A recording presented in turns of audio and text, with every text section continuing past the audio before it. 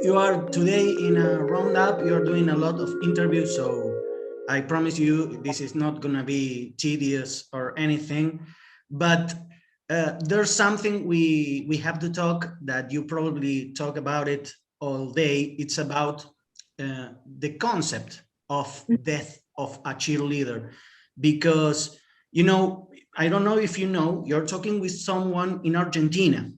In Argentina, many people knows English. I talk pretty bad, but you know, we kind of figured it out. But when the music hit us, is not in our main language. So we have to make this effort to know the lyrics, to understand it. The first thing we have is the music, and maybe this barking sound is the voice, you know, rah, rah, rah. We first listen like that. So I would like that besides what can someone search in the lyrics, you talk about what this album means. So for me, the cheerleader represents this American ideal of femininity, specifically for young women, that, you know, felt aspirational for me, but also felt impossible to attain. I didn't seem to fit any of the criteria to be considered beautiful or popular or interesting. Um, and internalizing something like that, really stays with you in your adult life, being told what you're not. But as I've grown up and kind of recontextualized the world through my own eyes, um, the concept for Death of a Cheerleader was essentially killing off this expectation that I held myself to that has nothing to do with the life that I actually want to live. So it's kind of about shedding old skin. Because this cheerleader thing, we are maybe in Argentina we don't have the cheerleader idea besides Hollywood, you know. Yeah. But this cheerleader thing goes beyond the aesthetics, beyond being pretty, beyond being with makeup and stuff. It's also about being popular, isn't it? It's about being the queen and everyone paying attention to you. And this paradox that breaking that, you're actually growing up in that idea. You're becoming a public figure about what you do, and you shine.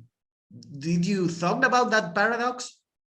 Not totally. I mean, I think in some ways it's become a self-fulfilling prophecy, because in questioning the idea of what a cheerleader can be, I've also opened up a new maybe area of how cheerleading can be perceived. But no, I mean, I hadn't really thought about it like that. So that's interesting. Yeah. Okay, I leave you homework. Sorry. To start thinking about that.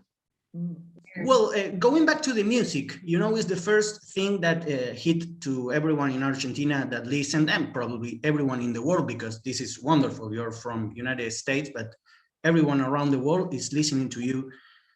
Listening the album, the first thing that hit me was, electric guitars with distortion. And you say, okay, why that hit you? And I thought this was a pretty bad year and 2 years and maybe 5 years for rock.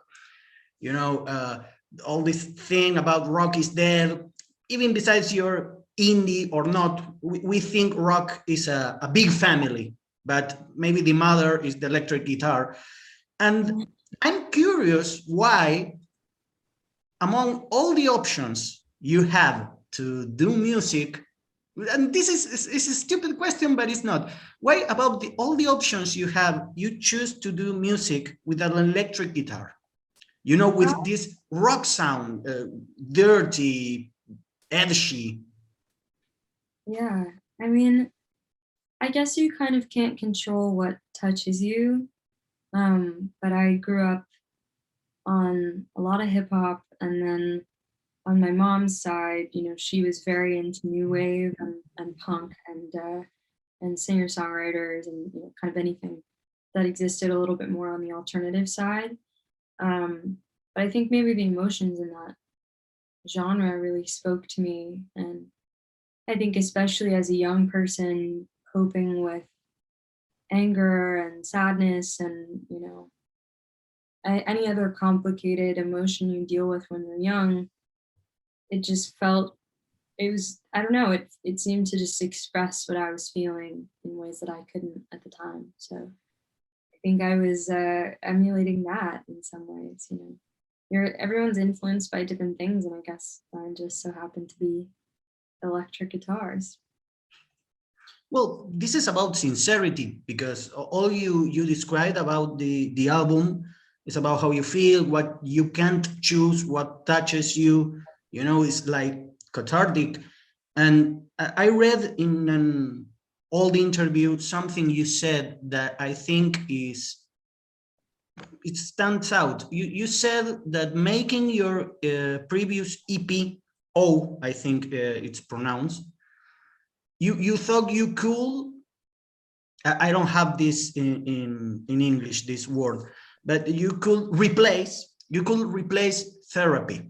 Through music and composition, you could replace therapy and being happy through it. And you said there's no way.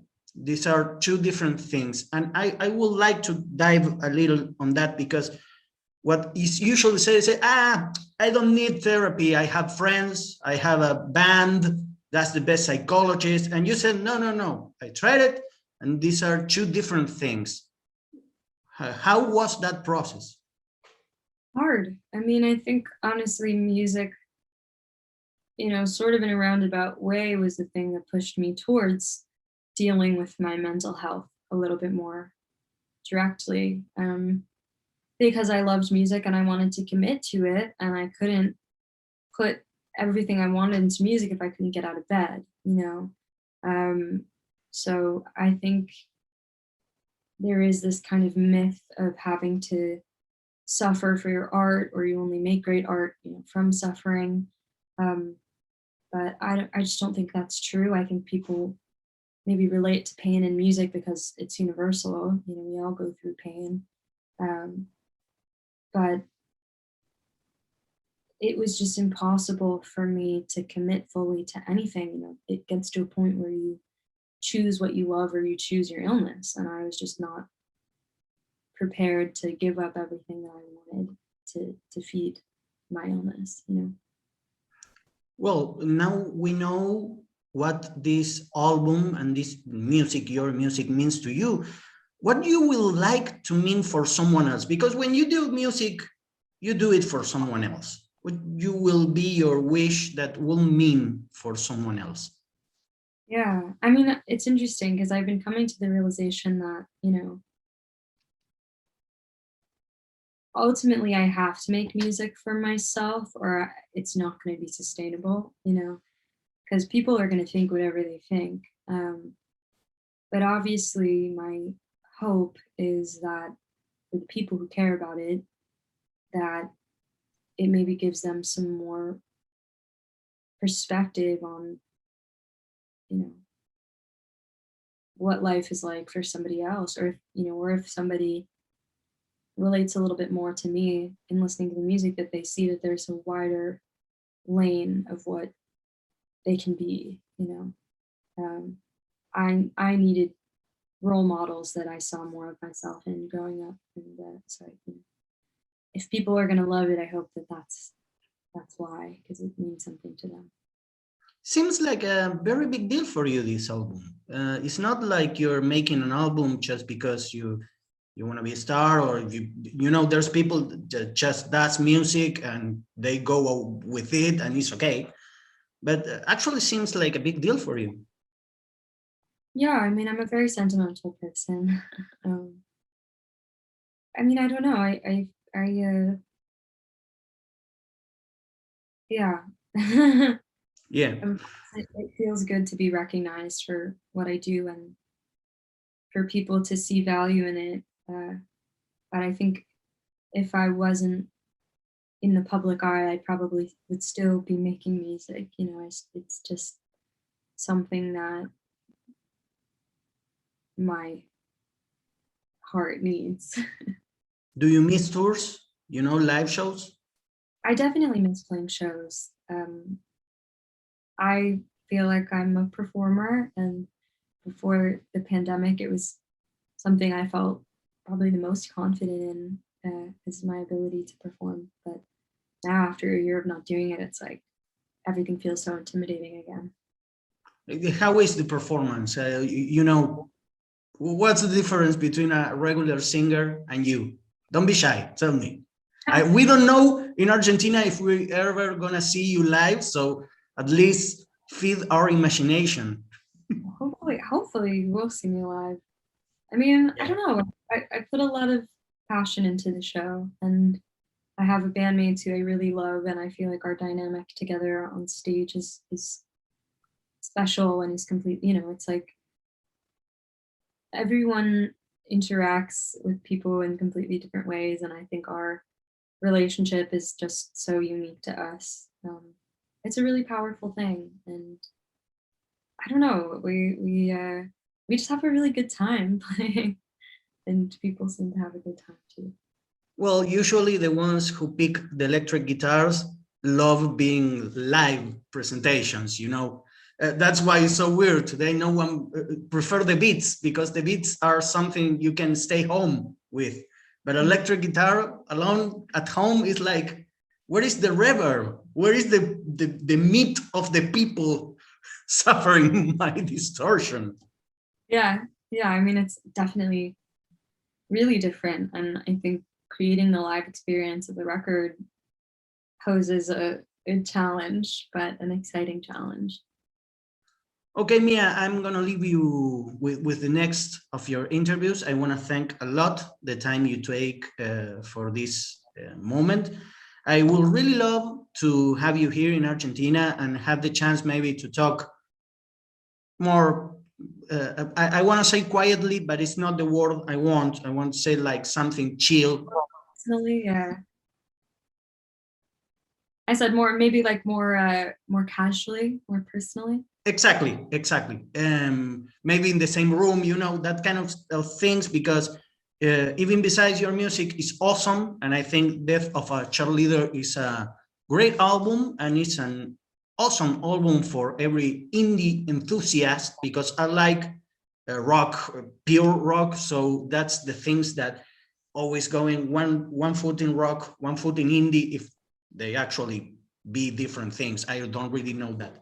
But I think you have an amazing perspective about art and, you know, life and feelings, like one living thing. Someday I would like to talk about that, if you don't mind. Well, I appreciate you saying that. Thank you.